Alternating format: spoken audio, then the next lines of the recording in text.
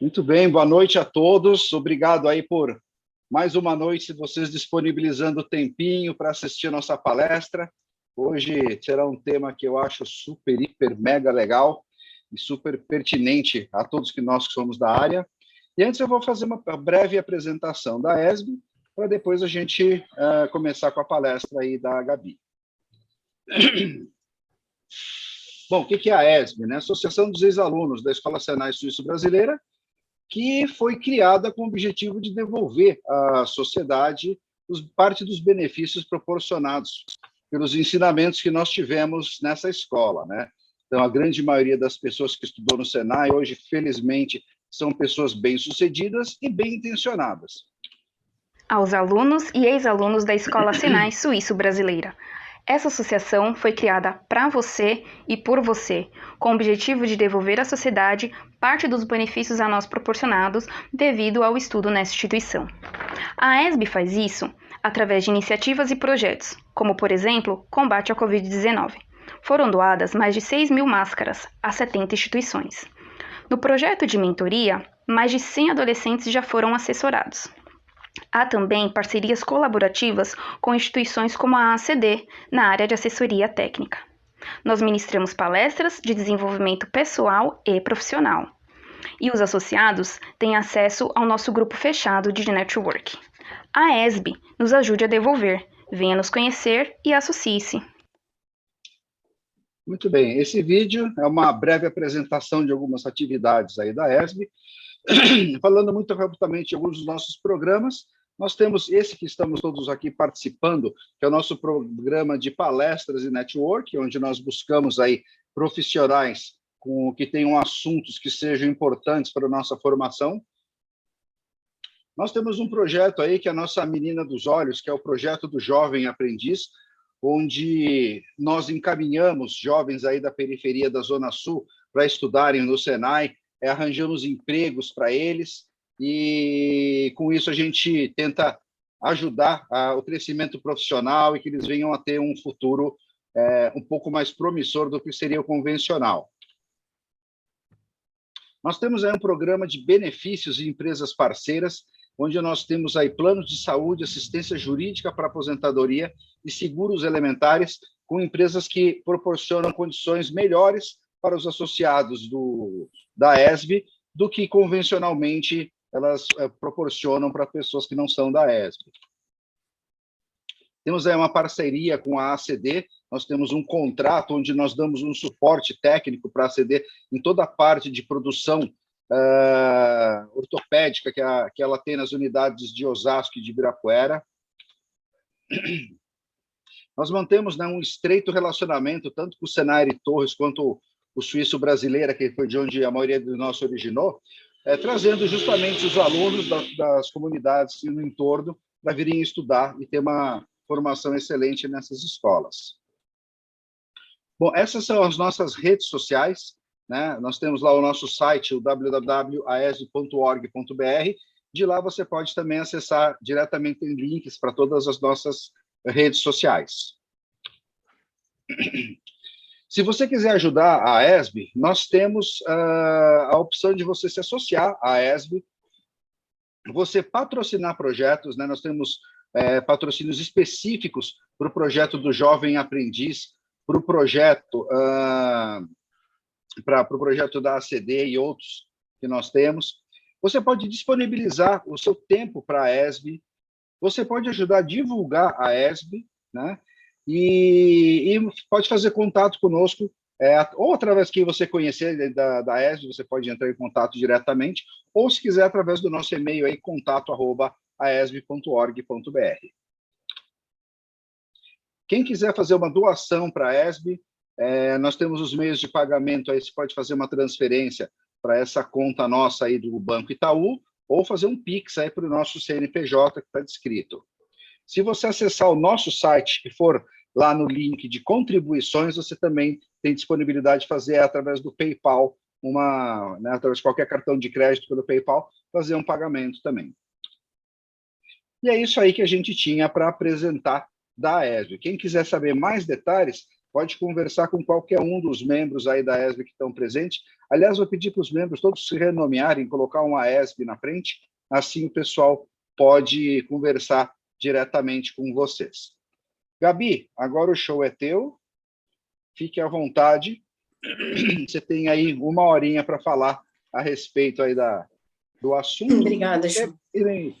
E quem quiser ir tirando dúvidas no decorrer pode falar, mas no final a gente tem uma sessão própria para conversar, tá bom? Meu nome é Gabriela, eu sou formada pelo Senai Suíço Brasileiro no curso de Mecânica de Precisão, como a maioria aqui. Depois eu fui fazer Engenharia Mecânica, depois do Senai, eu fiz o estágio, eu fiz Engenharia Mecânica, e a minha vida profissional me levou para uma área que eu desconhecia totalmente quando eu entrei, que é a área da propriedade industrial, propriedade intelectual, que a gente vai conversar hoje à noite. E por conta disso, eu acabei complementando a minha formação de engenheira e fiz direito. Então, eu tenho uma formação técnica e legal que me ajuda enormemente a tratar dos assuntos de proteção, de novas tecnologias e, principalmente, difusão dessa proteção aqui no Brasil e exterior. Atuo mais como engenheira do que como advogada, mas a parte do direito me ajuda a conversar, ter uma boa conversa com o pessoal do jurídico. Ah, tá. Bom, antes era só a capa, gente, então vamos lá. Eu trouxe aqui alguns nomes que a gente escuta em telejornais e lê bastante em jornais e revistas, que é invenção, marca, propriedade intelectual, patente, propriedade industrial, infração, monopólio, INPI, principalmente quebra de patente. São todos os jargões da área, e alguns deles a gente vai tratar hoje, mas eu só quero dar uma clareada e organizar os conceitos para que a gente possa depois entrar no objeto mesmo da nossa conversa de hoje, que é o uso da patente como fonte de informação tecnológica e principalmente de vantagem competitiva. Então, vamos organizar os conceitos. A propriedade intelectual é a proteção legal das obras autorais e industriais. Então, a propriedade intelectual é o conjunto que vai abrigar legalmente os direitos autorais, as obras, né, as obras de arte, o software, que também é protegido por direito autoral, e dentro da propriedade intelectual temos a proteção das invenções, das marcas, dos sinais distintivos de produtos e empresa, desenhos industriais, do design de peças, de móveis, por exemplo, e vários outros direitos aqui tutelados. Eu trouxe alguns principais, que é o que nós vamos tratar, e dentre eles é a patente que nós vamos tratar hoje. E dentro da propriedade intelectual, a gente tem um subgrupo, que é a propriedade industrial, que protege os direitos voltados para as marcas, desenhos industriais, patentes, indicação geográfica, e regula a concorrência.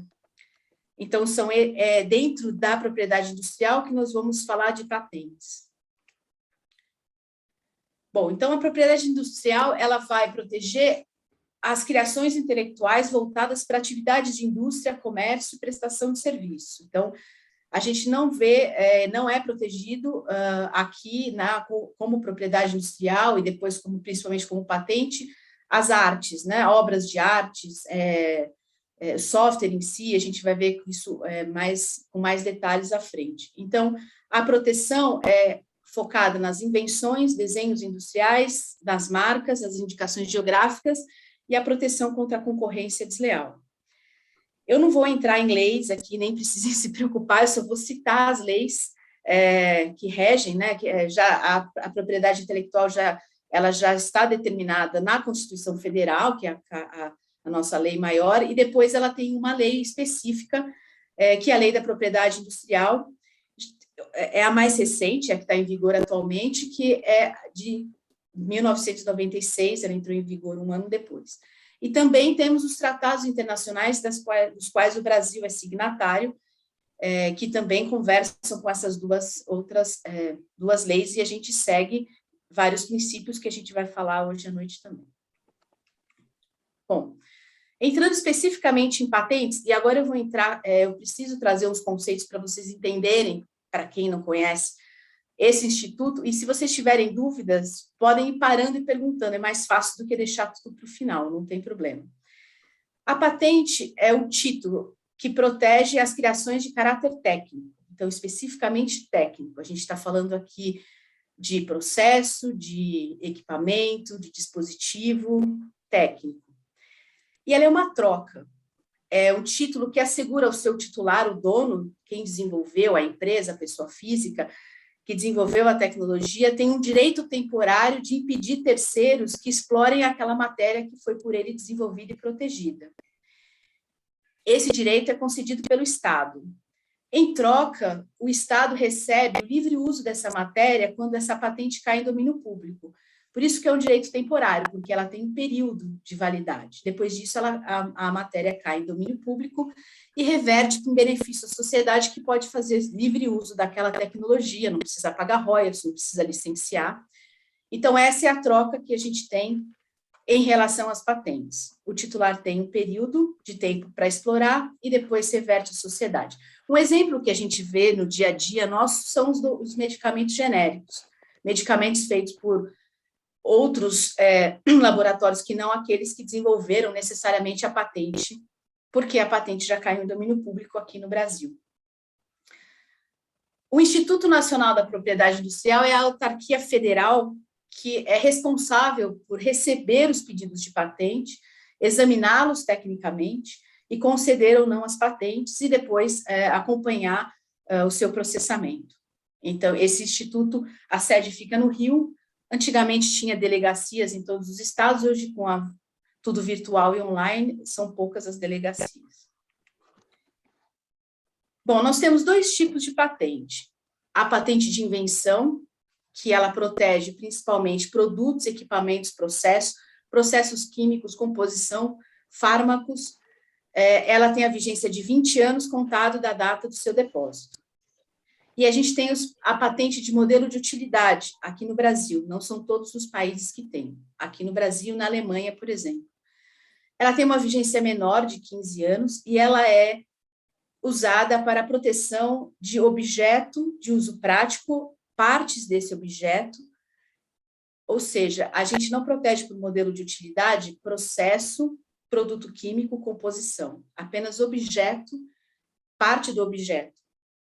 Ok? São essas as principais diferenças dos dois tipos de patente que a gente tem na lei. Eu vou dar exemplo para ficar mais fácil. Costuma-se dizer que a patente de invenção tem um grau significativo de inventividade. Eu não gosto muito dessa definição, mas é o que todo mundo usa, inclusive nos livros. Dá-se um tom de que eu preciso reinventar, fazer alguma coisa muito importante para eu conseguir uma patente, para eu pedir, para eu depositar um pedido de patente de invenção. Isso não é verdade. A gente tem invenções extremamente simples, muito eficientes, que dão muito retorno para quem desenvolveu e para quem explora. Mas, enfim, na lei a gente entende que é um grau significativo de inventividade, são sistemas, são processos, são composições farmacêuticas, enfim. Esses são exemplos de patente de invenção. E o modelo de utilidade, que para mim não é menos importante do que uma patente de invenção, ainda mais esse, seria uma melhoria num objeto que já funciona, ele já existe. A gente tem aqui um quebra-sol mais útil, tem um espelho, às vezes tem uma luz. É um objeto que já é conhecido, ou parte desse objeto, e dele se faz uma melhoria. Então, ele tem um ato inventivo. E o que pode ser patenteado? Não é tudo que pode ser patenteado. Então, pode ser patenteado a invenção ou o modelo de utilidade que atenda aos requisitos de patenteabilidade. Aí a nossa próxima pergunta é: quais são os requisitos de patenteabilidade? E aqui é o que tem que se observar e é muito importante. São 3 requisitos e eles precisam ser preenchidos cumulativamente, ou seja, não é um ou outro, são os 3. O primeiro requisito que a sua invenção ou modelo de utilidade precisa atender é a novidade. E aqui é importante. A invenção, o desenvolvimento, eu vou falar em invenção, mas o paralelo para modelo de utilidade pode ser feito. Ela não pode estar compreendida em material já levado a conhecimento público em nenhum lugar do mundo. Ou seja, Eu estou numa feira na Alemanha, vejo um dispositivo, acho ótimo, excepcional, venho para o Brasil, faço uma pesquisa de mercado, vejo que ele não existe aqui, ninguém nunca pensou em trazê-lo. Além de trazê-lo, eu vou protegê-lo aqui, já que não tem patente também. Não dá. Ele já existe lá fora. Ele já foi levado ao conhecimento público. A invenção precisa ser nova em âmbito mundial. É uma novidade absoluta, não relativa, tá? Não é novidade no local que você vai requerer o pedido. É em relação ao mundo. Dá para se garantir 100% que ela é novidade, que ela é nova? Não. A gente faz pesquisa em base de dados, a gente faz uma série de cruzamentos de dados, mas não se garante 100%. Mas uma pesquisa e já não ter conhecimento de que aquilo já existe lá fora é o pressuposto da novidade. Então, eu conheci um produto lá fora, quero trazer para o Brasil e proteger? Não dá, posso trazer. Se ele não estiver protegido aqui por terceiro, posso explorar, mas não posso proteger, não há novidade. Segundo requisito, atividade inventiva. A invenção, o desenvolvimento técnico, ele não pode ser considerado óbvio para um técnico no assunto, uma decorrência óbvia daquilo que já se conhece. Então, eu vou trocar um elástico por uma mola, eu vou trocar, vou fazer uma troca que a gente chama de 6 por meia dúzia. Então, ela tem que trazer um grau de inventividade, tem que trazer uma melhoria técnica frente àquilo que já existe. Geralmente, a gente se depara com problemas de produção, problemas no maquinário, e aí, por em cima daquele problema, se projeta, se pensa, e dali sai um resultado melhor. Aí a gente vai avaliar se aquela melhoria que foi aplicada pode ser considerada uma atividade inventiva.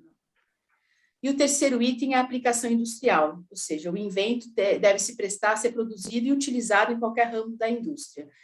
A aplicação industrial é para diferir das obras de arte, aquelas obras feitas artesanalmente, uma a uma, que nunca sai uma igual a outra. Enfim, essa é a diferença para se a gente afastar do direito autoral. De todos esses requisitos, a novidade e a aplicação industrial são objetivos, você tem ou não tem. Se não é igual, é novo. A atividade inventiva é o requisito mais subjetivo, o que para mim pode ser uma melhoria técnica, para o examinador do INPI pode ser que não. Tá? Às vezes o inventor chega com um desenvolvimento que ele entende que é um desenvolvimento que traz uma melhoria técnica, e quando a gente faz pesquisas, a gente encontra documentos que mostram que aquilo já foi desenvolvido. Não traz tanta melhoria como ele imaginava. Então, esse requisito é o mais subjetivo e é o que mais dá problema de interpretação. Bom, o que não é considerado invenção ou modelo de utilidade, ou seja, o que não podemos proteger. Descobertas, teorias, métodos matemáticos, esquemas, essas apresentações que a gente faz, sorteio, obras literárias, arquitetônicas, para isso tem uma proteção específica, que é o direito autoral. Programas de computador em si, software não se protege por patente, mas equipamentos com software embarcado, sim, podem ser protegidos por patente, e devem.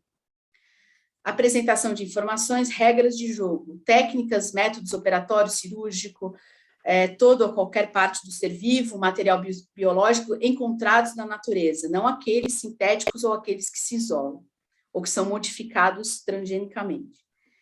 Então, aqui é o que se encontra da natureza, o que não houve uma melhoria, o que não houve um benefício humano. Tudo bem até aqui? Esses são os conceitos mais pesados. A gente agora vai começar a ver o documento para ficar mais claro. Por favor, Você pode voltar duas, que você pulou a antepenúltima muito rápido. Voltar.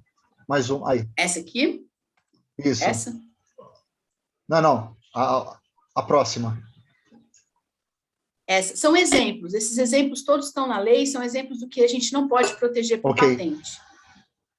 Você não pode proteger por patente. Não, eles não são considerados invenção.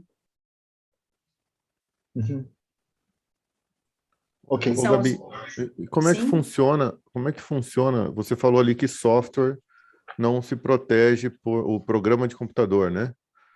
Isso, o programa de computador em si tem uma proteção. Como estão sendo tratados os aplicativos hoje, nesse caso? Os aplicativos são pedidos de patente. A Aí funcionalidade dele, sim, a gente consegue escrever como pedido de patente, sim. Agora, o software, o código-fonte, aí você tem o registro de software, que é muito rápido, fácil, você tem o direito autoral inerente quando você escreve o software, mas se você quer ter um registro declaratório, você consegue fazer um registro no NPI, que é sigiloso, você não abre o seu código-fonte, e a natureza é diferente, é direito autoral. Uhum. Então, o código-fonte em si, você registra como programa de computador. Agora, ele embarcado, por exemplo, numa automação ou num aplicativo, aí sim cabe pedido de patente. Eu faço hoje em dia 90% dos pedidos de patente são de plataformas. Tá. E nesse caso, por exemplo, se você tem uma dúvida que sempre surge, né? Pelo menos eu já tive essa dúvida. Você tem uma ideia, cara, eu vou fazer um aplicativo, né? Todo mundo já deve ter passado por isso em algum momento. Aí você pesquisa, vê se tem, faz pelo menos um primeiro filtro ali, né? Se a ideia é válida ou não. Como que você protege isso? Quer dizer, eu ainda não tenho uma patente dele, mas eu tenho que estudar ou fazer um MVP, fazer alguma coisa que contratar um programador para fazer isso para mim, se eu não souber programar. Como que eu protejo esse pedaço da ideia? Faz sentido isso? Claro, não é uma patente ainda, mas Sim. Faz sentido eu registrar isso, a minha ideia? Ou isso não tem como proteger? O cara pode ouvir minha ideia e roubar, né, digamos sim, assim. ele pode, mas se você vai tratar com terceiros, a primeira coisa que você tem que fazer é contrato. Né? Se vai ter um desenvolvedor, tem que ter um contrato muito bem amarrado e vai ficar bem definido de quem será a propriedade intelectual, nesse caso, propriedade industrial. Se você está fazendo sob encomenda, a propriedade é sua. Você encomendou dele, ele é o seu desenvolvedor, ele já assina documento de cessão, você já tem contrato com ele, ao final você elabora o pedido de patente e com as informações que foram desenvolvidas em conjunto ou não. Num começo, o que sempre se faz é o que a gente chama do acordo de confidencialidade, aquilo que você vai passar as informações confidenciais e a pessoa que vai receber se compromete em contrato a não repassar, não proteger, e depois contratos da parte de desenvolvimento, porque o pedido de patente você só vai elaborar e depositar quando já estiver finalizado, ele precisa estar com todas as informações técnicas já reunidas e operando. Não precisa estar funcionando, mas você tem que ter o detalhamento, não dá para você simplesmente proteger uma ideia vaga, a gente não protege ideia, a gente protege concretizações, então, meu aplicativo funciona assim, tem essa base de dados, ele faz isso, ele usa aquele só, então a gente tem que descrever quais são as funcionalidades, como elas estão relacionadas e qual é o resultado. Então, enquanto isso não chega, enquanto está no desenvolvimento, a sua proteção é contratual. Entendi, obrigado. Sim. Eu não estou vendo saber todo o seguinte. mundo. Pode falar, é que eu não vejo todo mundo. Tranquilo. Eu queria saber o seguinte, então, obrigatoriamente passa por duas fases quando você, no caso de software, trabalha. Você tem que passar por um termo de confidencialidade e depois um contrato. Essa parte do contrato, para mim, não ficou claro. Para mim, o termo de confidencialidade, reconhecendo que todas as informações passadas são de tutela de quem fornece e não de quem recebe. Isso já não seria suficiente? Sim, mas as informações iniciais são poucas, né? Se alguém vai desenvolver para você, depois você vai ter muito mais detalhe.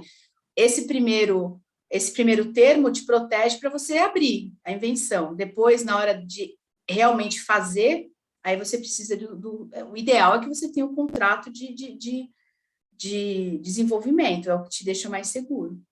Porque depois você não sabe, pode sair dali uma coisa extraordinária. E a pessoa vai falar, você me deu 3 informações, o resto foi tudo eu. Então, é mais meu do que seu. Então, isso tudo tem que estar bem acertado. No caso de software, vamos dar um exemplo do Windows. Ele tinha lá uma série de funcionalidades na versão 7 e teve melhorias, aperfeiçoamento na versão 8, 9, 10 e assim por diante. Isso não é protegido por patente? Como que faz esse upgrade, esse aperfeiçoamento, como que fica? É o caso do DOS. Esse registro de software. Né? Muitos têm registro, outros não. Aí depois tem a licença para você usar. Isso é registro, isso é puro programa de computador. A funcionalidade de uma ferramenta de software, né? Não importa se é Word, se é PowerPoint, se é Excel, essa ferramenta ela não pode ser patenteada, ela não pode ser protegida, inclusive os aperfeiçoamentos que podem vir a ser feitos no futuro? Você faz a proteção do código-fonte por programa de computador, mas não por patente. Tem a proteção por direito autoral. São essas duas proteções cabíveis. Por patente, só se ele estiver embarcado em alguma automação com hardware ou aplicativo, e ainda assim tem que ser muito bem escrito para o NPM entender que é o software em si e negar o pedido. Então, por exemplo, o aperfeiçoamento de um Excel, não importa qual seja, ele tem uma proteção, existe uma proteção.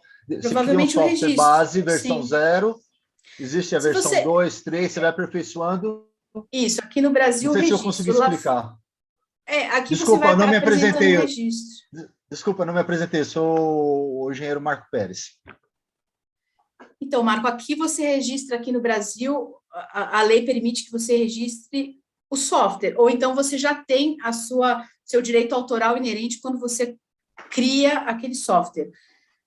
Lá fora tem algumas proteções diferentes. Quando a gente abria antigamente, não sei se ainda existe hoje, não prestei atenção, a gente abria o Adobe e vinha uma série de número de licença, ali, de várias atualizações. Ali eram licenças de proteção do registro, mas é do software, não são patentes, não são números de patente. Lá fora, os Estados Unidos, por um tempo, protegeu o software em si, mas eles já estão mudando um pouco a forma de proteção. Até porque fica muito vago, você não tem a aplicação, a atividade inventiva é muito complicada, e depois a aplicação industrial. Então, eles também estão, porque esses requisitos que eu comentei, eles são padronizados, eles são harmonizados, eles servem para nós aqui no Brasil e qualquer lugar do mundo, são por tratados. Então, todos respeitam os mesmos requisitos para conseguir obter uma patente.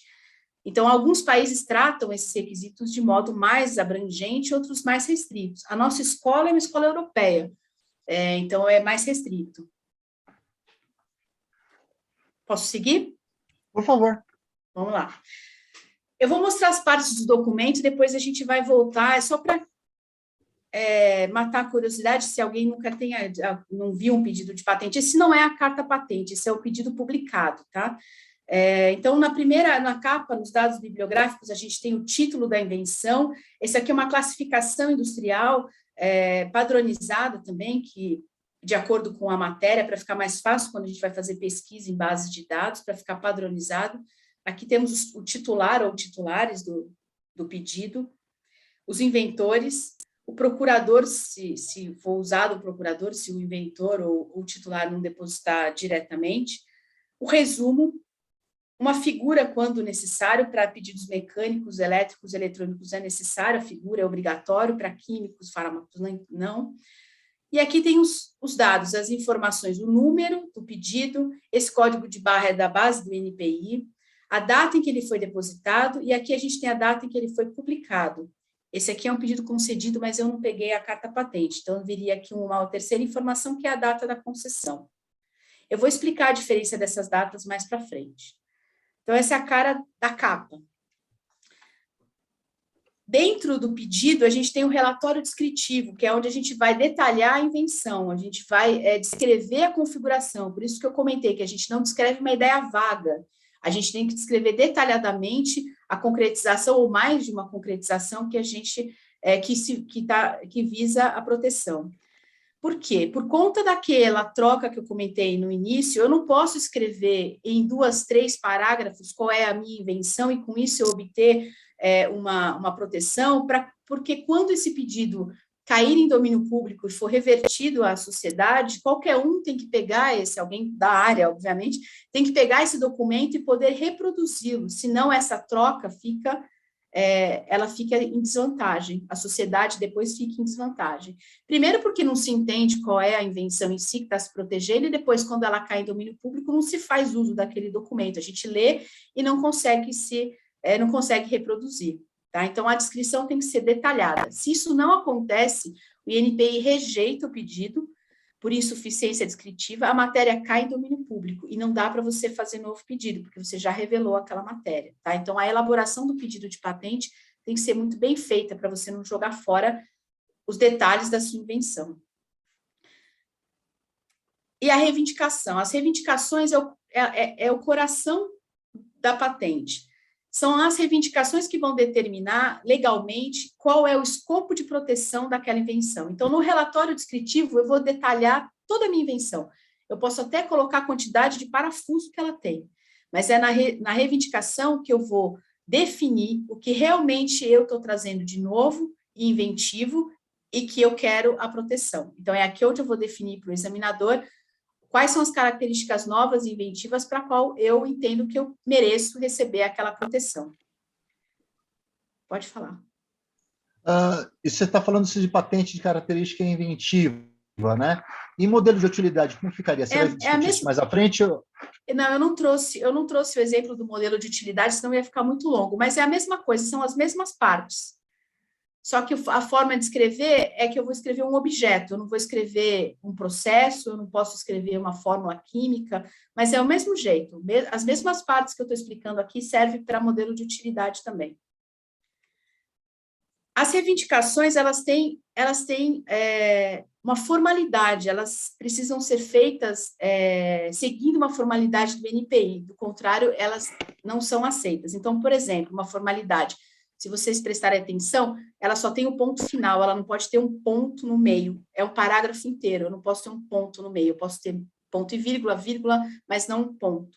Outra formalidade, eu não posso escrever negativamente, um dispositivo que não tem alguma coisa, eu tenho que definir um dispositivo com as características que ele tem, não que ele não tem. É uma série de formalidades que quem não sabe, que não é da área, quando vai escrever, acaba escrevendo errado e o pedido não é aceito ou recebe uma série de exigências do NPI e torna mais caro o processamento.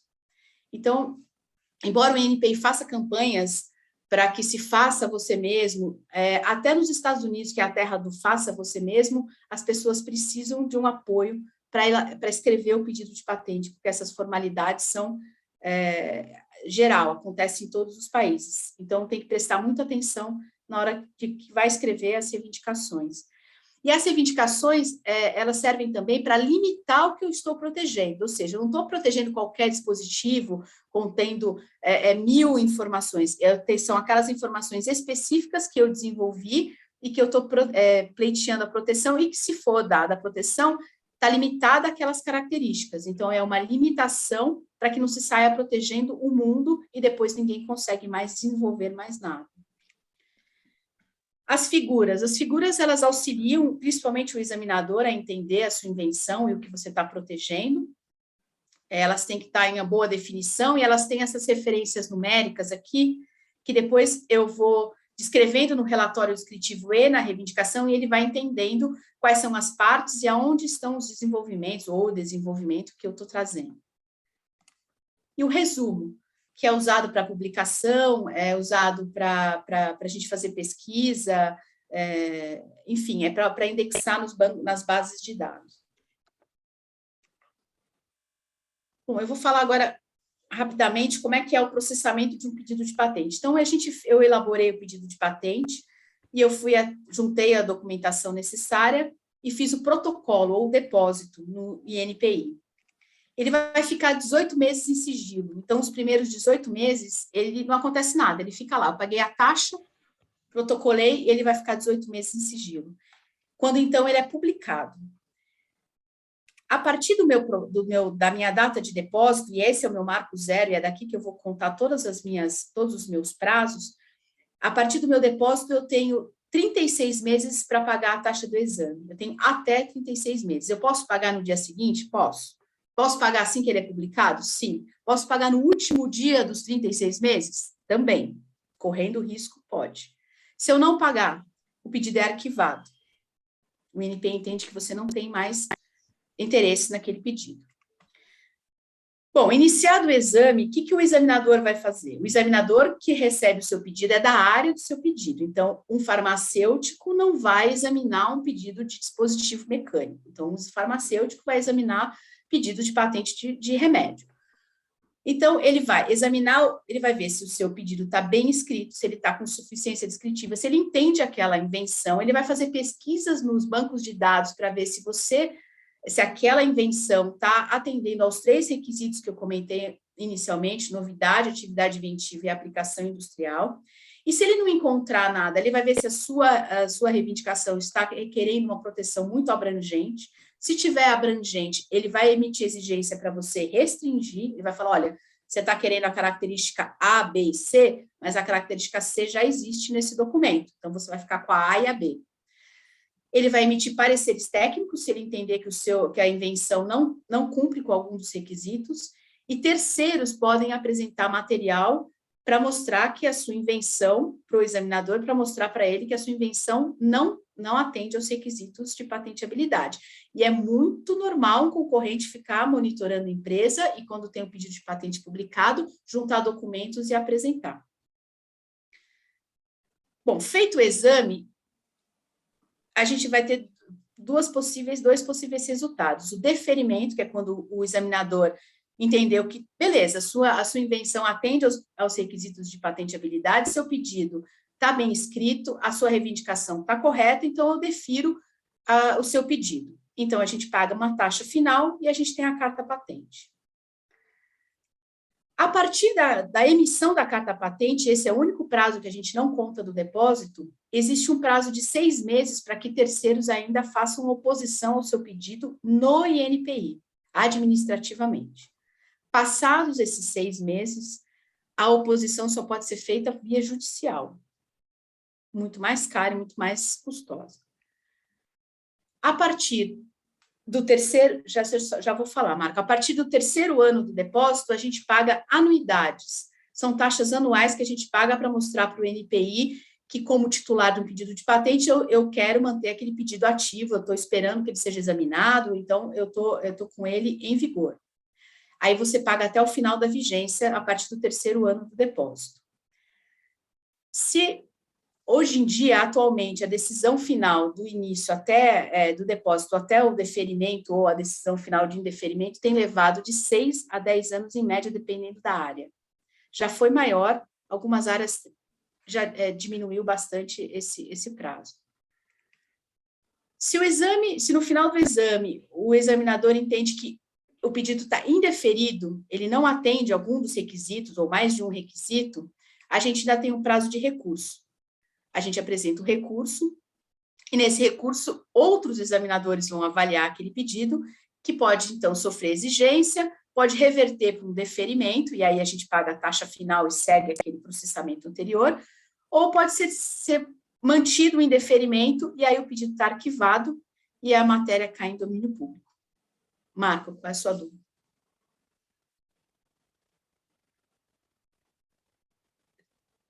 Tá no mundo. Alô, eu queria saber o seguinte, você falou de taxas, valores. Quais são esses valores desde o início até o final, a cada fase? São vários. Eles diferem para pedido de invenção ou para modelo de utilidade. Então, para depósito, são 175, as anuidades eu não vou saber de cor, ela vai aumentando de acordo com os anos. A taxa de exame... Para pegar esses detalhes, Marcos, seria interessante você conversar com a Gabi depois, né? São detalhes muito específicos, que não cabe que a gente colocar numa apresentação. Porque o exame ele vai depender da sua quantidade de reivindicações, então aí o valor vai se compondo de acordo com o caso concreto. Mas eu tenho essas tabelas, e também tenho, se você quiser, eu posso te guiar no site do NPI, eles têm a tabela lá para todos, para patente de invenção e para modelo de utilidade. Desenho industrial, marca, está tudo lá. Gabi, bom, aqui é o Franci. Oi, é o Franci. Volta 2 slides, por favor. Mais um. Esse. O porquê que tem esses 18 meses de sigilo? Boa pergunta, Franci. porque a gente tem um prazo para fazer depósito no exterior, eu vou chegar lá. A patente, ela é territorial, ela protege aonde você requereu. Então, se você requereu aqui no Brasil, a sua proteção vai ser no Brasil. Não adianta depois você querer que o americano não faça não explore a sua invenção se você não protegeu lá fora.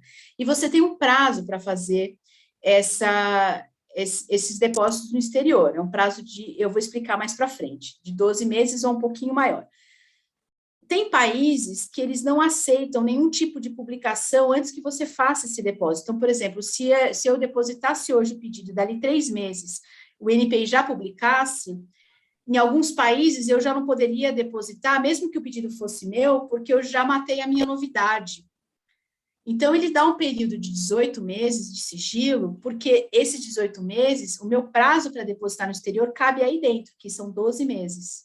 Então, eu não fico correndo o risco do NPI amanhã publicar e aí eu ainda não fiz os meus depósitos no exterior. Tá? Então, é um prazo para que você possa fazer os seus depósitos no exterior com tranquilidade, porque o seu prazo para depositar é de 1 ano, 12 meses, e aqui a gente tem 18. Mas você pode antecipar, Francis, se você já não vai depositar no exterior e você quer antecipar, você paga uma taxa extra, você antecipa essa publicação. Perfeito. Tá? Mas Obrigado, nada Gabi. traz de vantagem. Uhum. Gabi? Oi? Oi. Se eu quero, nesse 18 meses, por exemplo, proteger nos Estados Unidos ou na Europa, eu preciso fazer país por país ou a comunidade europeia você faz na comunidade? Isso, a gente tem tratados que ajudam. Você já pega todos os países? Não existe uma patente. Regiões. A gente tem regiões. A região europeia, você tem uma patente europeia, que depois você faz uma validação. Você tem na África, você tem regiões também. Eurásia também tem algumas. Aqui Sul, América do Sul, não tem. Então, você tem que ir país por país. Mas você tem um tratado, que eu vou falar mais para frente, que te ajuda a ganhar mais tempo. Mas, no final, você tem que depositar país por país. Você pode fazer isso com 12 meses de prazo ou com um prazo mais dilatado de 30 meses, que eu vou explicar mais para frente. Mas, no final, você tem que sair depositando aonde você quer para poder... Ela é territorial. Você pode fazer uso desses regionais para facilitar, mas Japão, China, Rússia, esses têm que ser 1 por 1.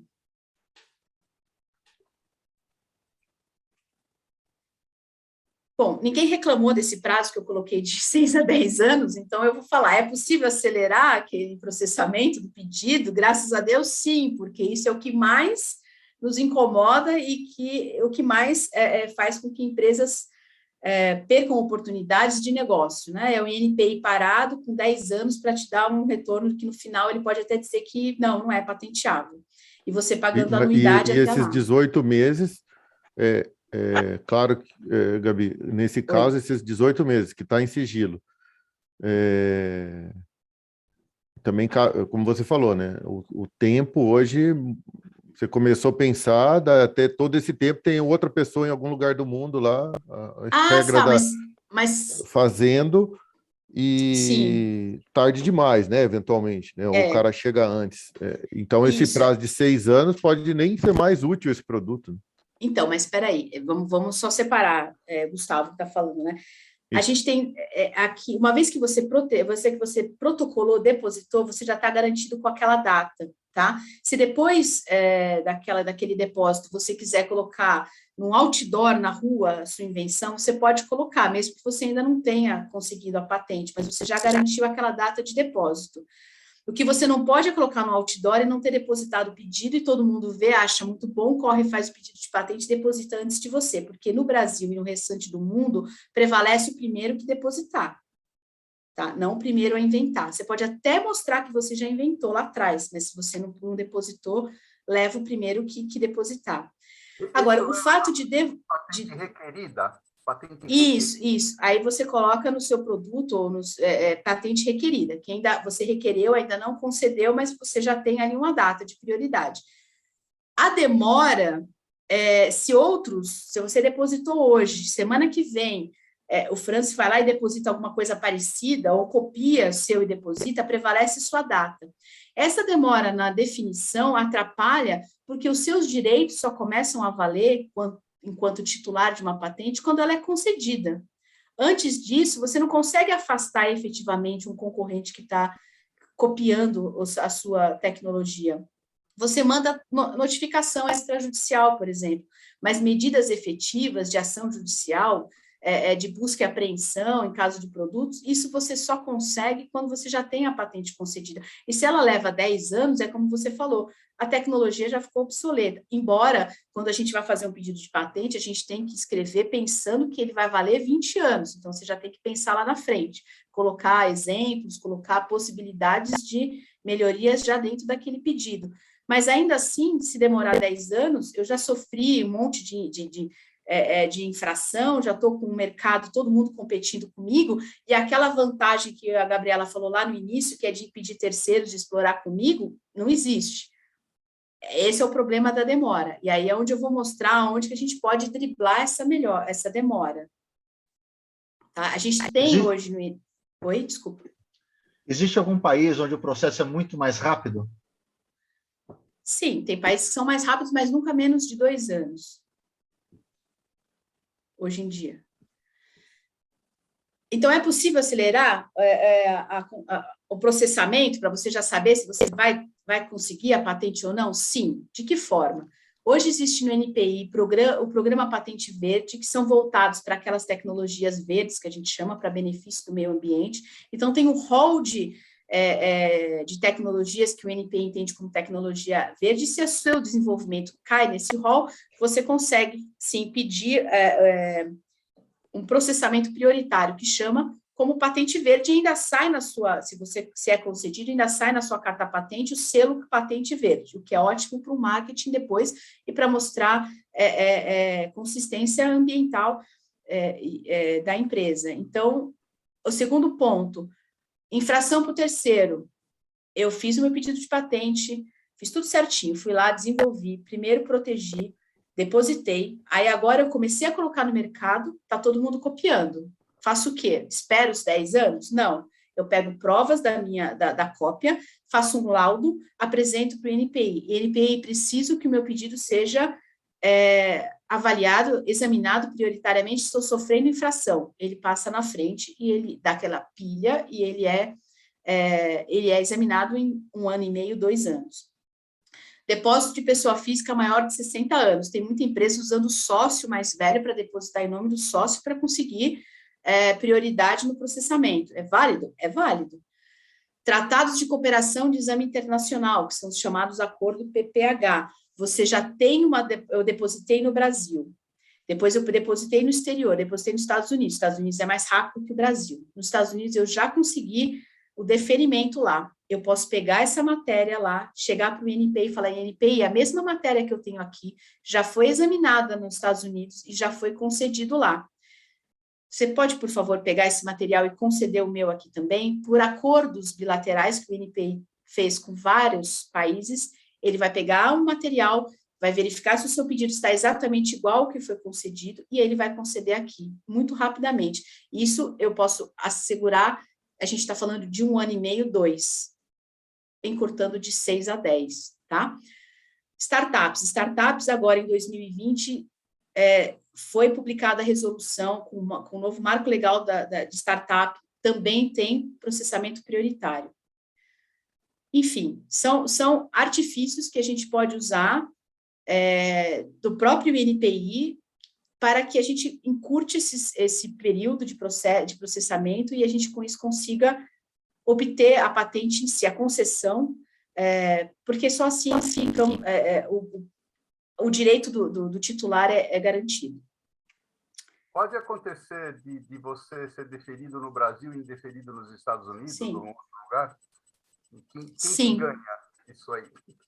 Prevalece. É que os órgãos, eles são independentes. Embora tenha esse tratado que eu comentei, eles são independentes, tá? Então, por exemplo, pode ser que aqui no Brasil o examinador do INPI emita exigência e você tenha uma proteção desse tamanho inicialmente, no fim você está protegendo um detalhezinho. Lá nos Estados Unidos, o examinador avaliou os mesmos ou outros documentos e ele teve um outro entendimento e você conseguiu a sua proteção mais abrangente. Isso varia, sim. Empresas que têm portfólio extenso, eles têm diferenças de proteção na Europa, nos Estados Unidos, Japão. Então, isso pode acontecer. Se você usa esses tratados, aí você está normalizando tudo. Então, se você conseguiu nos Estados Unidos a concessão mais restrita e você vai usar esse tratado, você vai acabar fazendo com que todos os seus pedidos sejam concedidos de forma mais restrita. Mas é mais rápido. Aí você tem que avaliar o que é mais vantajoso para a sua empresa.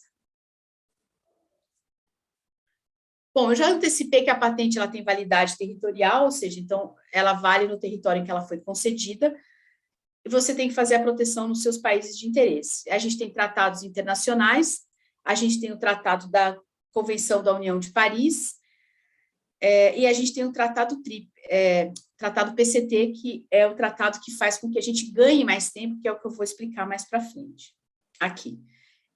Você pode depositar, então, diretamente nos países de interesse. Então, eu depositei hoje no Brasil. Não necessariamente você precisa começar pelo Brasil, você pode elaborar o pedido de patente e começar depositando nos Estados Unidos, tanto faz, não é porque você é brasileiro que você tem que depositar aqui primeiro. Mas esse pedido vai ser a prioridade, é o primeiro. E dali, a partir desse primeiro, você tem um prazo de 12 meses para depositar nos outros países. É pouco, 12 meses é bem pouco. Você nem sabe onde, às vezes você nem sabe onde você vai desenvolver o produto, qual é o seu mercado consumidor. Às vezes a empresa já entra com o pedido de patente sabendo de tudo isso, então já faz os depósitos corretamente. Às vezes não, empresa pequena, de médio porte, geralmente não tem, não sabe. Suou para fazer aquele pedido de patente primeiro e agora vai batalhar para ver onde vai proteger, se vai conseguir proteger. A gente tem o Tratado de Cooperação em Matéria de Patentes, que é o PCT, ele não concede patente, não é uma patente universal, mundial, internacional, nada disso. É só um tratado, do qual o Brasil é signatário desde 1970, que ele amplia esse prazo para se proteger no exterior. Então, no sistema tradicional que eu deposito, meu primeiro pedido, por exemplo, no Brasil, e eu tenho 12 meses, até 12 meses para fazer, essas flechinhas são os depósitos em todos os países de interesse. Se eu uso o sistema PCT, eu faço o depósito, até 12 meses eu deposito o pedido PCT, que é um pedido internacional, e eu ganho até 30 meses da data do depósito para entrar nas fases nacionais ou regionais, ou seja, para fazer os depósitos. Então, todos esses depósitos que eu vou desembolsar aqui que eu vou desembolsar de uma vez aqui em 12 meses, eu estiquei para 30 meses. Posso captar mais recursos, posso saber mais certamente qual país eu devo entrar, qual não devo entrar. Às vezes eu achei que eu devia entrar aqui só nos Estados Unidos, eu vejo que a Europa também é um mercado muito potencial, México, enfim, eu posso mudar completamente. Entenda, até 30 meses, não significa que eu preciso esperar terminar 30 meses para sair enlouquecido fazendo depósito no exterior. Eu tenho então eu tenho todo esse tempo para me planejar. Posso fazer com 12 meses? Posso. Se no meio tempo eu já comecei a desenvolver um mercado mexicano, posso já depositar lá? Posso. Eu tenho o PCT, eu já faço a entrada lá no México. Tá? Então, eu tenho que usar estrategicamente os pedidos no exterior. Gabi, se eu registrei no México, quer dizer, eu não registrei no México, mas eu estou vendendo no México, eu posso vender normalmente. O que pode acontecer é um produtor local fazer a mesma coisa e eu não posso brigar com ele. Mas, isso. Sim. Você não vai poder impedir que terceiros explorem com você nesse mercado. Mas eles não podem me impedir, porque eu tenho a primazia que eu... Eles não podem te impedir, porque a sua matéria já foi revelada e não tem novidade.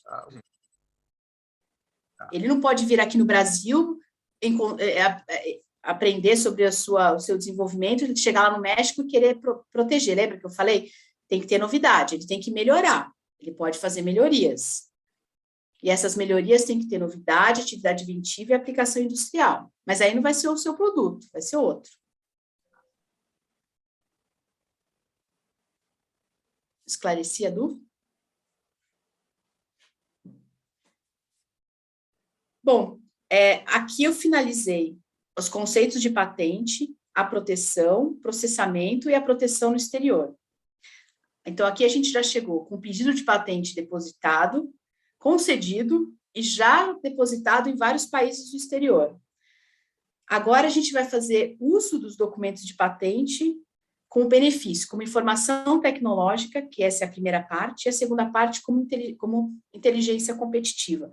Eu comecei com a informação tecnológica porque eu acho que o documento de patente, ele é tão rico em informação técnica e tão pouca gente faz uso dele, que eu, às vezes, acho que é porque ele tem, às vezes, um palavreado muito técnico, um pouco indigesto, mas, enfim, tem uns que são tão bem escritos e ali tem tanta informação que é uma pena não se usar. Então, qual é a função clássica de uma patente que a gente viu até aqui? Impedir terceiros de explorar a invenção ou o modelo de utilidade sem autorização do seu dono, do seu titular.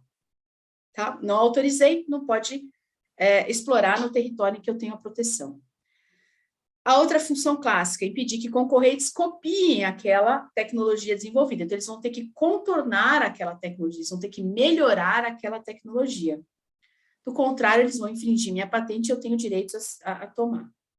E fomentar o desenvolvimento tecnológico constante. Então, se eu entendi que aquele dispositivo é interessante, mas ele está protegido e eu quero, de alguma forma, explorar, eu vou ter que melhorar, eu vou ter que fazer o patent around, que a gente chama, eu vou ter que contornar o que foi protegido, eu vou ter que desenvolver uma coisa melhor que não caia naquela proteção. Porque, às vezes, a gente desenvolve um dispositivo melhor, mas que ainda está abrangido na proteção daquela primeira patente. Isso tem que tomar cuidado. E é aí onde eu falo que o documento de patente tem que ser usado como fonte de informação tecnológica, para mitigar risco. Por quê? Isso é infração de direitos de terceiros. E eu já vi produção parar porque estava infringindo patente. Mas parar mesmo. Suspender produto apreendido, proteção parada, carro apreendido com blindagem que era protegida, enfim, já vi diversas situações que poderiam ter sido contornadas, sim, se tivesse sido feita uma avaliação se aquela tecnologia que estava sendo explorada já era protegida no Brasil. Clássico, vou importar um produto.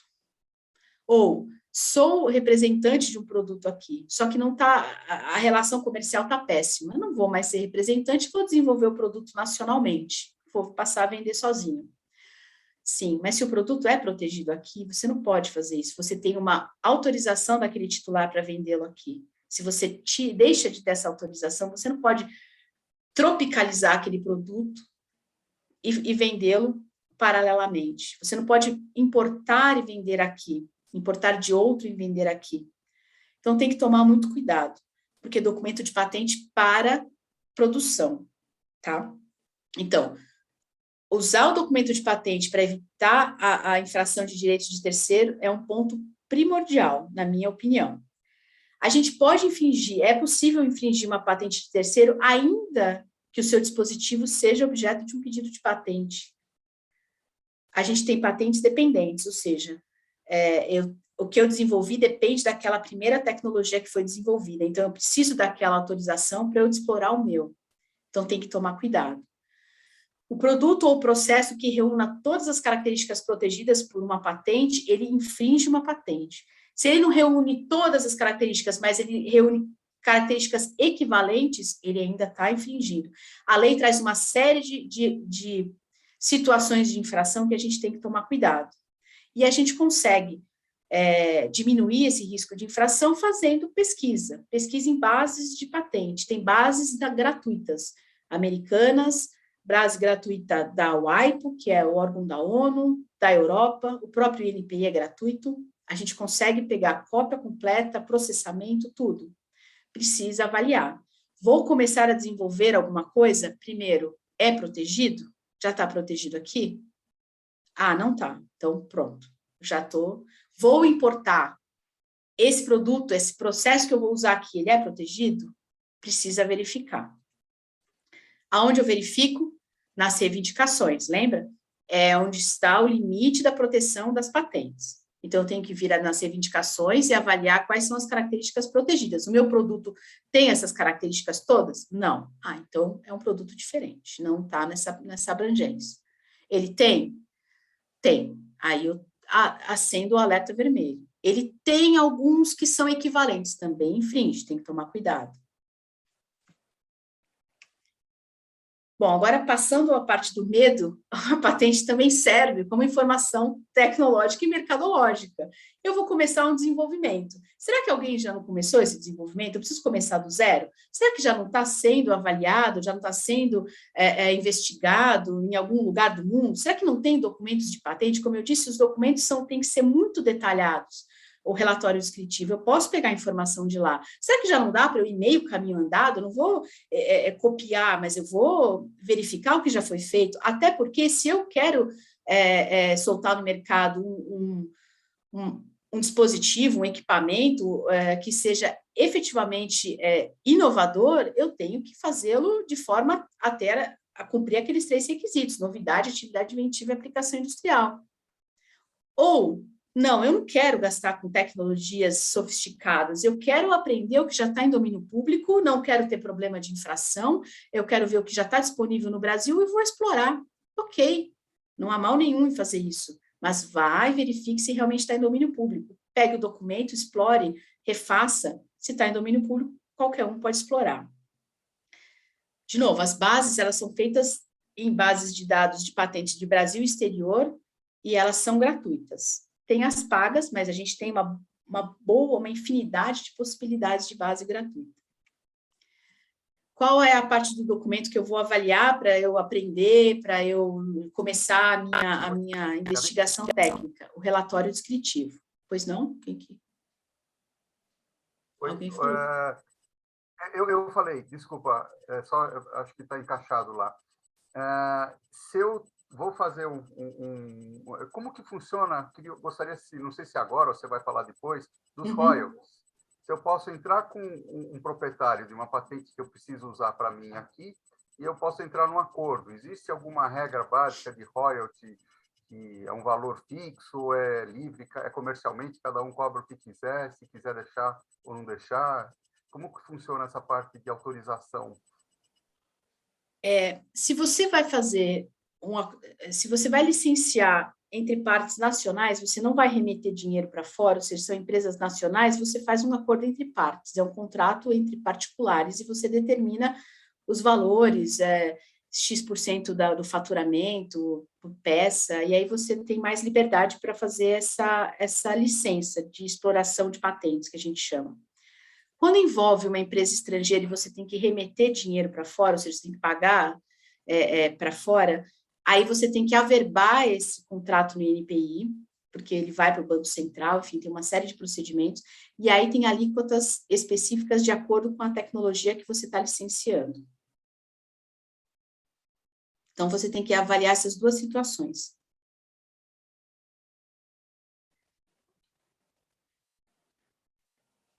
Bom, então, o relatório descritivo e as figuras eu uso para desenvolver, para iniciar um desenvolvimento ou para ver o que já está sendo desenvolvido. Às vezes eu acho que eu tenho um nicho tecnológico e eu vou fazer uma pesquisa e eu encontro uma infinidade de documentos, eu vejo que eu sou mais um na multidão desenvolvendo aquela tecnologia. Bom, ainda batendo na tecla da fonte de informação e inteligência, o uso do documento de patentes também é feito para se observar tendências tecnológicas de mercado, de nicho. Eu trabalhei na Embraer há muitos anos atrás, e quando eu estava lá para criar a área de propriedade intelectual, que eles não tinham na época, lá era tudo protegido por segredo industrial.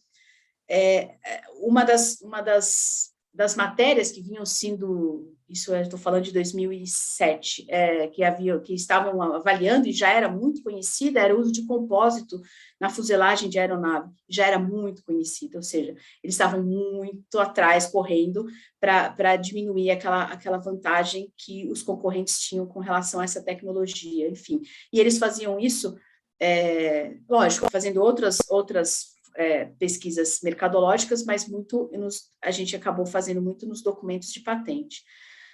É possível também acompanhar prospectivas tecnológicas, o que o seu concorrente está desenvolvendo, por que ele está indo para aquele lado, se vale a pena, se não vale, se é uma roubada, se é melhor você seguir para uma outra direção, ou seja, é um material rico em informação. As bases de dados de patentes, você consegue pesquisar por empresa, por inventor, por título, por matéria, enfim, por uma infinidade de filtros.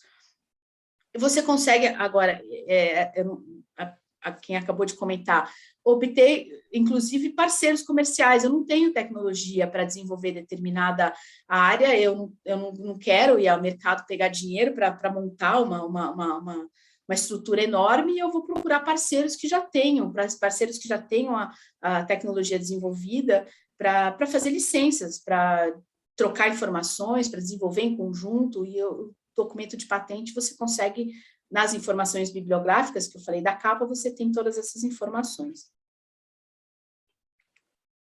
Aqui você tem os dados, como eu comentei. Na base, você tem o endereço, você tem uma série de outras informações. As vantagens de se usar o documento como fonte de tecnologia o investimento vai ser feito em tecnologias que, de fato, serão novas e inventivas, se você assim quiser. Se você quiser explorar aquelas que já são de domínio público, também fica a critério. Você vai explorar sossegado, sabendo que não vai infringir direitos de terceiro. E você vai obter conhecimento, a sua área técnica de P&D, de produtos e processos já em fase de desenvolvimento, para você avaliar se vale a pena seguir com todo mundo naquele nicho, ou se vocês acham que o P&D precisa buscar um nicho ainda mais raro, com menos desenvolvimento naquele setor. E evita a duplicidade de estudos e esforços, porque já muitas vezes eu fui fazer pesquisa para verificar se o desenvolvimento que chegou a mim para elaborar um pedido de patente era novo e inventivo, e não era. Já tinha muito parecido, ou às vezes igual, e a pessoa a equipe não copiou, simplesmente coincidiu de desenvolver o que já tinha sido desenvolvido, e aí foi uma grande perda de tempo para eles, porque a intenção era trazer ativo para a empresa por meio de patente. As desvantagens, se é que eu posso chamar de desvantagens, mas eu acho que sim. Tem que ter pessoa treinada para fazer essa pesquisa, se você não quer contratar consultorias para fazer. Então, você tem que ter alguém da equipe que vai fazer curso, o NPI fornece curso, tem vários cursos na área para fazer busca, para fazer pesquisa, para saber o que buscar nos documentos de patente. Você precisa ter as pessoas treinadas. Geralmente, quem faz doutorado sabe fazer essas pesquisas, porque precisa fazer as pesquisas de metodologias, enfim. Mas precisa saber o que vai buscar em cada documento. Tem que ter o tempo envolvido nessas pesquisas, porque elas demandam tempo, elas podem demorar até 20 horas para quem é iniciante, para conseguir algum documento válido. Então, assim, toma tempo mesmo. Tem que saber ler o documento, tem que saber essas partes que eu comentei aqui, aonde você vai extrair a informação. Você não vai verificar se você vai infringir uma patente lendo o relatório inteiro, porque ali vai ter detalhes enormes, você vai ver as reivindicações, você vai avaliar aquele pedaço só do documento, então precisa desse conhecimento. E hoje em dia, o grande entrave é a falta de cultura nas empresas com relação à pesquisa de tecnologias patenteadas, e isso é o que eu mais encontro no meu dia a dia. Bom, gente, eu acho que só para não tomar muito mais tempo, a gente vai para último laço da nossa conversa, que é o uso da patente como fonte de inteligência competitiva.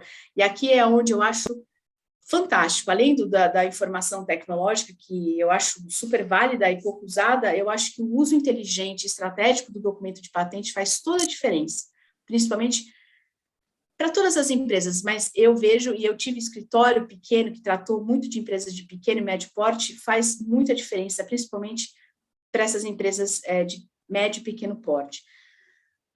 Bom, primeiro, a patente, ela pode criar um valor estratégico para a sua empresa. Eu tenho um cliente hoje que está saindo de uma recuperação judicial, vendeu há muitos anos produto que se mostrou cancerígeno, a empresa entrou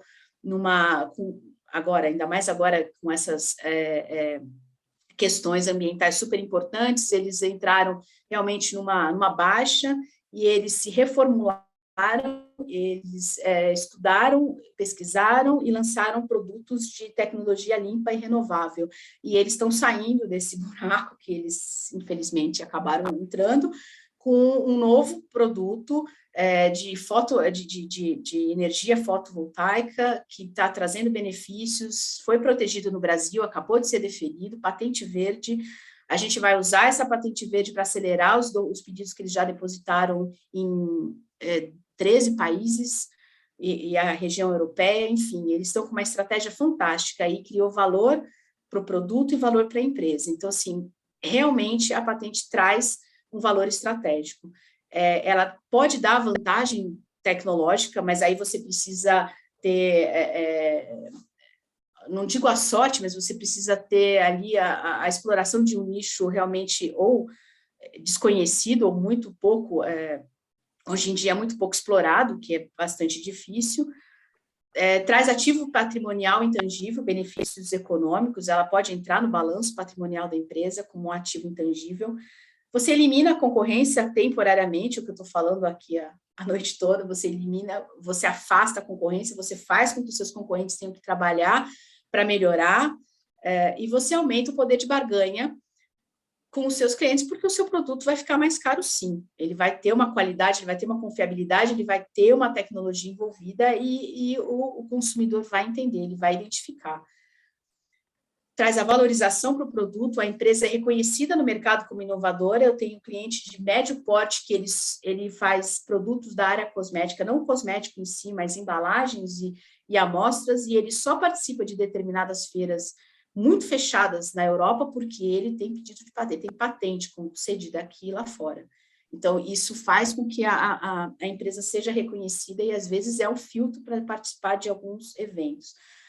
Acrescenta credibilidade ao produto, principalmente hoje em dia as patentes verdes, é um selo que, além de você conseguir o processamento acelerado, como eu comentei, traz o benefício de ser um produto verde, conquista uma participação no mercado para nichos já não tão explorados, ou até muito explorados, como eu comentei da Embraer, que é um caso que eu participei, quando eu entrei lá, o portfólio de patente eram 3 patentes, 3. A Boeing já tinha mais de 50 mil patentes no seu portfólio, e é o principal concorrente. Hoje isso foi revertido, o portfólio é enorme, eu posso dizer que eu trabalho com eles ainda, só que do outro lado, é um portfólio muito bem pensado, eles têm patentes concedidas nos países onde eles têm mercado, onde eles têm concorrente, e hoje eles conseguem, em alguns casos, brigar de igual para igual.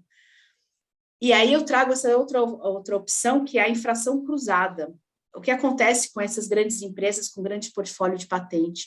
Eu posso até identificar que o meu concorrente está infringindo uma patente minha, mas eu com certeza posso também estar infringindo uma patente dele. E aí a gente faz um patent pool, ou seja, a gente levanta uma bandeira branca e fala, eu não vou pegar no seu pé com relação a essa minha patente, você também não pegue no meu pé com relação à patente sua que eu tenho usado não muito corretamente. Então, isso é uma licença velada que acontece muito, então a gente ganha respeito no mercado, não é todo mundo que vem impedir a utilização. Se você tem um portfólio parrudo de patentes, você já põe esse tipo de respeito, mas aí a gente está falando de um portfólio grande.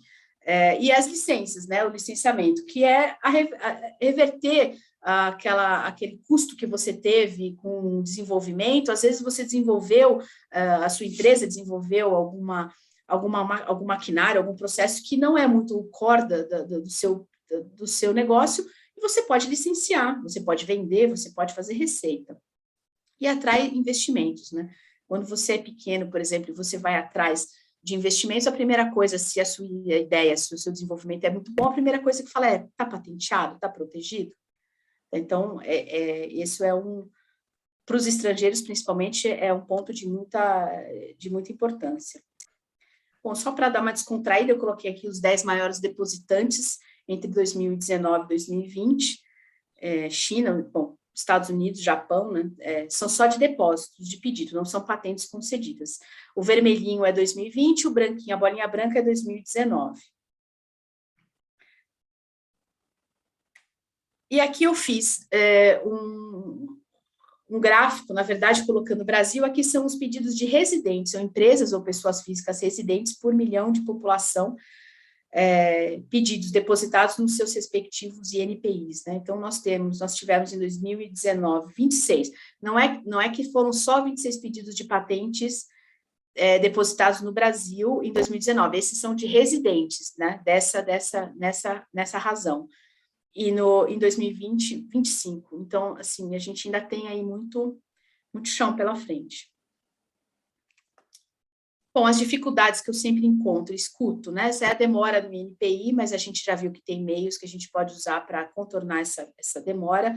A falta de política interna de propriedade industrial, e aqui é muito importante, essa falta de política interna faz com que o desenvolvimento feito lá na chão de fábrica, às vezes, cai em domínio público antes de se notar que aquilo era realmente uma tecnologia fenomenal que poderia ser protegida e poderia ter sido explorada pela empresa. Então, isso é muito importante. Política interna de propriedade industrial faz com que não se tenha esse tipo de perda. E isso eu sempre falo, não é difícil de fazer, ela é tranquila, uma vez colocada a cultura, o pessoal adora, eles gostam, quem está desenvolvendo se sente bem, se sente valorizado, então essa para mim, crucial nas empresas brasileiras, a falta de política interna. A tecnologia é revelada a terceiros, então aí você já perde novidade, antes de você sair protegendo, então muitos já vão copiar, você já perde o prazo para fazer o depósito do pedido de patente. O custo para a obtenção da patente ainda é muito alto para pequenas empresas, e realmente a taxa do INPI pode até ser baixa, mas você contratar alguém para elaborar o pedido é alto. Mas eu penso que mais alto ainda é você deixar vazar aquela tecnologia e depois você ter que conviver com tantos concorrentes explorando aquele produto. Então, acho que, às vezes, aquele custo inicial e depois o processamento segue tranquilo, você acaba tendo mais retorno, mas ainda é visto como um custo muito alto.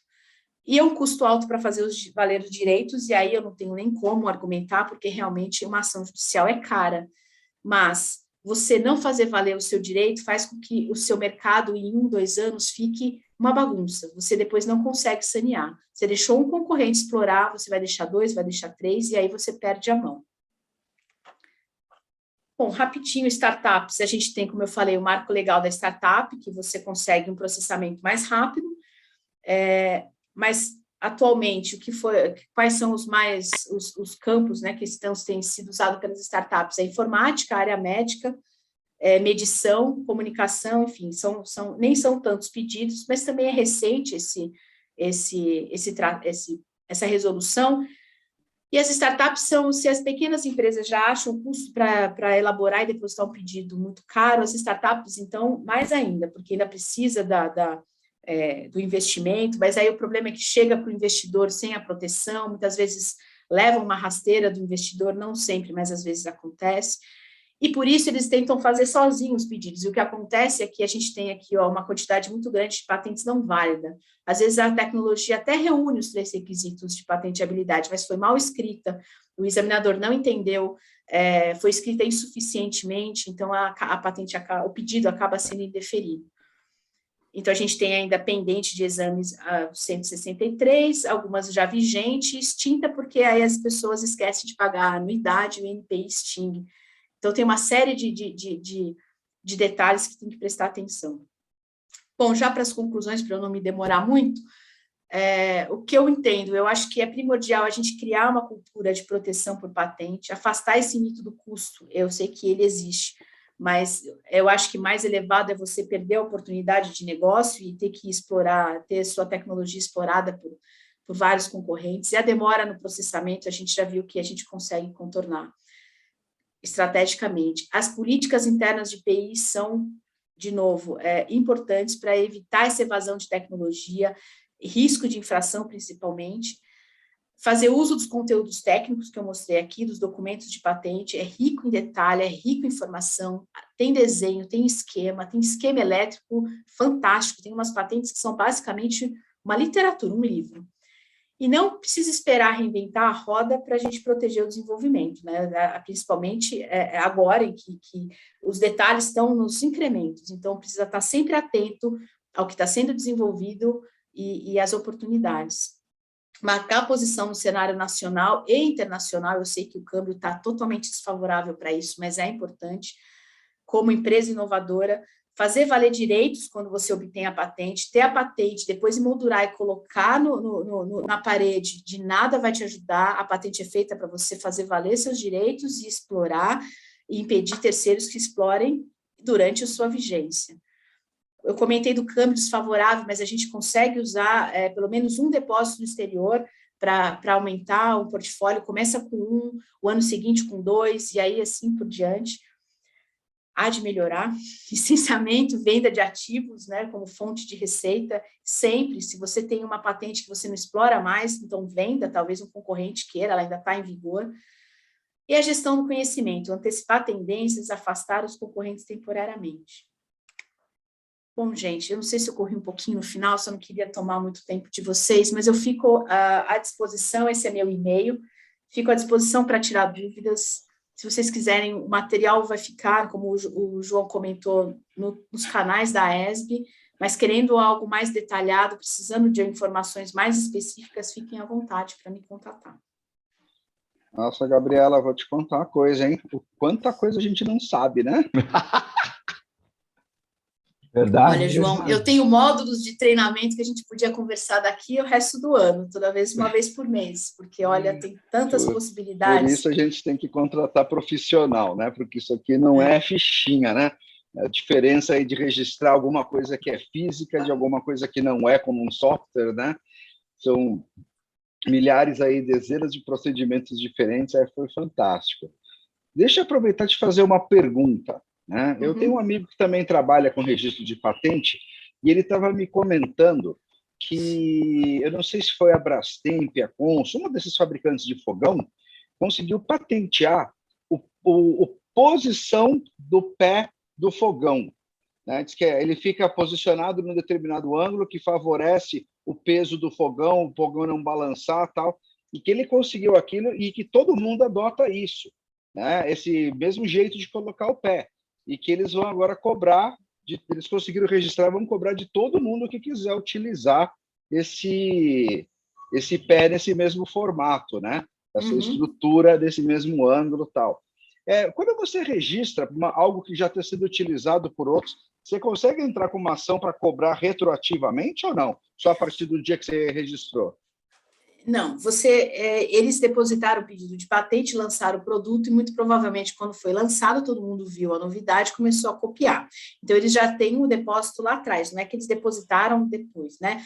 Só que a patente só vai ser concedida depois de um tempo, a gente viu que leva bastante tempo às vezes. Quando isso acontece, João, você tem meios de conseguir indenização retroativa. Ela retroage desde a publicação do seu pedido, que foi quando você deu ciência aos terceiros que estavam copiando que a Brastemp, no caso lá, a Whirlpool, né, que é a dona da marca, era titular, estava requerendo aquele pedido de patente que, se concedido, estariam todos infringindo aquele direito. Então, você sim consegue retroagir a publicação, não só a partir da concessão da patente, senão era duas vezes injusto, né? A demora e depois você só pode indenizar dali para frente. Não, você pode ir lá para trás também. Tá certo. Pode falar, Pode fazer uma pergunta? Parabéns, Gabriela. É Pérez que está falando. Eu queria fazer algumas perguntas. Se sinta à vontade de falar que se pode ou não pode responder, tá? Pode falar. A primeira, você sabe me dizer... Alô? Opa, me mexeram aqui. Não. Você sabe me dizer qual patente de maior valor que você já lidou? Você pode falar isso ou não? Sem precisar especificar ela. Eu não sei, eu não sei, porque aí a gente entra numa área de valoração do intangível que ela é muito complicada e não é todo mundo que consegue fazer aqui no Brasil, fora também, confiável, de forma confiável, Pérez, mas não, quando eu elaboro o pedido, eu acompanho, ele é concedido, depois eu nunca sei, às vezes quando o cliente tem bons retornos, ele volta a mim e ele faz novos pedidos, ele faz uma família de pedidos, né? Ele vai desenvolvendo os produtos, Mas valor assim a gente nunca soube. É difícil valorar. Geralmente eles valoram a empresa, a marca, mas a tecnologia ainda é uma questão que ninguém tem uma metodologia que sirva. Não cabe uma só, cabe várias, então é difícil. Eu trabalho com várias empresas grandes, eles devem ter um portfólio bem rico, mas eu não sei te dizer em número. Deixa eu te falar uma coisa, vamos supor um exemplo, vamos supor que estamos no início do século passado, onde a roda dos carros, o aro, é feito de madeira, certo? Dos primeiros carros, o T1. Aí chegou um maluco lá do suíço brasileiro, voltou no tempo e falou, olha, que tal, eu vou fazer o seguinte, eu vou bolar uma patente de um aro de roda de veículo, de chapa de aço ou de alumínio fundido. A chapa de aço já é conhecida, o alumínio fundido, forjado ou estampado já é conhecido, são processos conhecidos, material conhecido, mas a aplicação, quer dizer, modelo de utilidade e aplicação é específico. É possível patentear com modelo de utilidade ou não? Sim, se tiver tentando novidade. fazer uma analogia. Se você pesquisou lá no início do século e aquilo não existia, e ela trazia uma vantagem técnica, sim, você conseguiria proteger. Porque se você for fazer... Apenas... se você for dissecar um carro, um motor, ele vai ter parafuso, vai ter bloco, ele vai ter pistão, mas é ali dentro onde está a tecnologia, às vezes até no lubrificante. Então, assim, se você for fazer essa autópsia, você vai ver peças que todo mundo já conhece, material que todo mundo já conhece, mas é a forma como você reúne, a funcionalidade que você dá e a vantagem que aquilo te resulta, é isso que você vai avaliar. A não ser que você esteja desenvolvendo material, aí você vai no material. Se a patente é para o material, aí você tem que desenvolver o material. Se é para o dispositivo, então é o dispositivo. Os materiais já estão cientes. Naquela época já existia madeira, o pessoal estava usando madeira, mas já existia chapa de aço, já existia, vamos supor, alumínio, podia ser fundido, ser forjado. Eu simplesmente falei, beleza, vocês estão fabricando essa roda de madeira, eu vou patentear a roda de chapa de aço ou de alumínio. A não ser que o cara faça de raio, igual a gente via no início do século, as bicicletas, por exemplo. Mas se quiser fazer matéria-prima, utilizar chapa ou alumínio do fundido lá para fazer a roda, tem que falar comigo. Sim, se você desenvolver um material novo, sim. É que a gente está falando de um material... Não, material novo não. O material já existe, só dei uma aplicação específica. Então, você sempre tem que ver os três requisitos, Marcos. Se você atendeu, se o que você desenvolveu atendeu os três requisitos, ou seja, é novo, não existe igual, ele traz uma vantagem técnica frente ao que já existe, ou você só trocou os 6 por meia dúzia? É isso que você tem que avaliar. Esse é o requisito que eu falei que é mais subjetivo. Para você pode ser bastante inventivo, mas o examinador vai avaliar e vai falar, não, olha, isso aqui você só trocou o material. Então, por isso que quando a gente elabora um pedido de patente, a gente não simplesmente escreve 2 parágrafos, né? Por isso que eu falei que tem todo aquele descritivo detalhado, e é ali onde você vai justificar também a sua atividade inventiva. Olha, era feito assim, tinha tais problemas, eu fiz assado, trouxe tais benefícios, uso tal material, eles tal peça se juntam dessa forma, funciona desse jeito. Por isso, então, eu preciso... Aí você... o examinador vai avaliar se essas características que você trouxe realmente são inventivas. Bom, pessoal, já estouramos o nosso horário aí. Gabi, muito obrigado, sensacional sua palestra. Teu contato ficou lá. Alguém precisa anotar o contato da Gabi? Gabi, dá para você colocar no chat o teu e-mail, só para se alguém não pegou? Fala, Coja, aproveita. Você está no... Ah, não consegue. Ô, Gabi, você falou também daquela... uma empresa não processar outra porque tem aquelas patentes cruzadas. É o caso o caso da Samsung com a Apple, né? Que uma plageia a outra, mas elas não colocam uma outra no pau porque senão a outra devolve, para algumas né? coisas só, né? Mas não todas. Eles acabam fazendo o que a gente chama de patent pool, que é um pool de patentes em que todos ali conseguem usar sem que eles se briguem, né? Mas só quem é do clube, só quem tem portfólio, Não é para terceiros que só vão explorar, é terceiros que também têm a contribuir com o portfólio. Mas é o que acontece. Na aviação acontece a mesma coisa, a gente não tem muita ação envolvendo patentes, infração de patente na área aeronáutica. A partir de qual momento a gente pode, assim que deu a entrada na patente, a partir de qual momento nós podemos procurar um investidor? Porque quando é um material extremamente... Já pode sair procurando. Já pode. Protocolou, saiu lá com o seu protocolo, o número já sai procurando. Pessoal, existe diferença de termo de confidência? Oi. Queria agradecer a todo mundo aí a disponibilização do tempo de vocês. Espero que essa palestra tenha sido tão boa para vocês quanto foi para mim. Gabi, mais uma vez, obrigado. Obrigada, pessoal. Nós vamos, nas próximas semanas aí, estar comunicando novamente a próxima palestra para o mês de junho, tá ok, pessoal? Obrigado. Sensacional, Gabi. Obrigada, gente. Obrigada pelo tempo de vocês. Parabéns. Valeu, viu? Obrigado você. Muito legal. Valeu, tem que voltar de novo, hein? Tem que voltar de novo para dar compreensão. Vou falar com o Marco. Inclusive, ficou uma pergunta aqui no chat do Marco. Marcos, Augusto, depois eu converso com ele. Eu volto, vou conversar com ele. Tá bom, Maravilha. Parabéns, obrigado a todos pela participação. A gente fica agradecido aí em nome da ESB. E o convite que foi feito no início permanece. Quem quiser fazer parte da ESB vai ser sempre bem-vindo. Obrigado a todos aí, boa noite. Quem não comprou ingresso para feijoada ainda, fala com a gente. Verdade. Procure o João. Tchau, tchau. Boa noite, gente. Boa noite, pessoal. Boa noite. Tchau, tchau.